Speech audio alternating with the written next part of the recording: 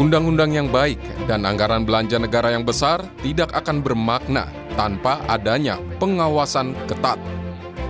Karena itu, fungsi pengawasan DPR RI hadir untuk memastikan pelaksanaan undang-undang dan kebijakan pemerintah berjalan sesuai konstitusi, serta memberikan manfaat langsung kepada masyarakat.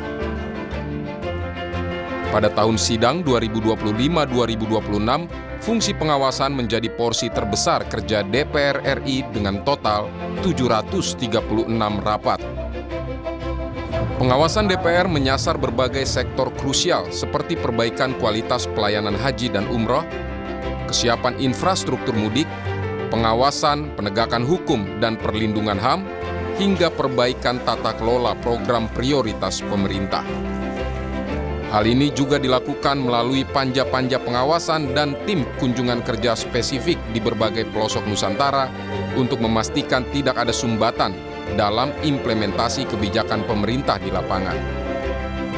Salah satu pengawasan yang dilakukan DPR misalnya mengenai perbaikan tata kelola program makan bergizi gratis. Saat menerima audiensi Koalisi Masyarakat Sipil dari MBG Watch, dalam pertemuan tersebut, Wakil Ketua Komisi 9 DPR RI, Charles Honoris, menyampaikan sejumlah catatan yang perlu menjadi perhatian pemerintah.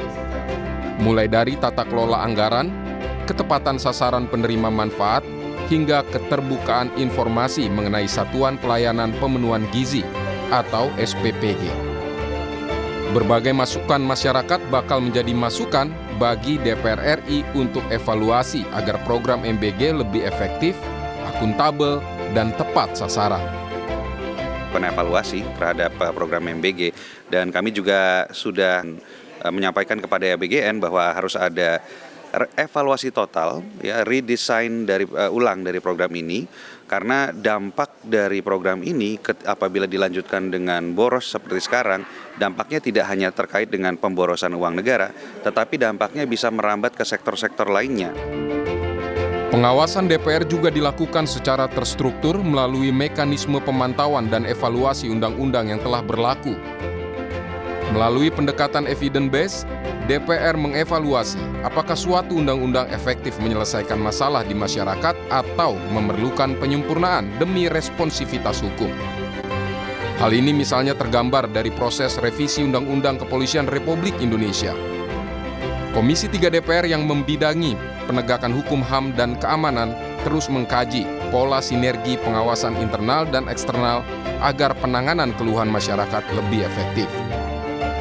Anggota Komisi 3 DPR, Safarudin, menyampaikan pengawasan internal dan eksternal harus berjalan beriringan agar pelayanan dan penegakan hukum oleh Polri akuntabel.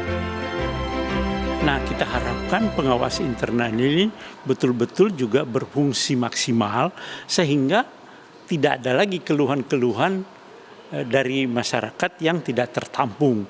Kalau ada masyarakat yang merasa tidak adil, merasa perlakuan yang tidak sesuai dengan aturan, laporlah ke Propam. Nah, Propam selesai. Jadi pengawas eksternal ini tidak terlalu berfungsi. Nah, internal dan eksternal harus betul-betul bersinergi. Menjaga keseimbangan kekuasaan atau check and balances, menyuarakan aspirasi daerah serta memastikan pemerintah bekerja transparan dan akuntabel adalah inti dari fungsi pengawasan.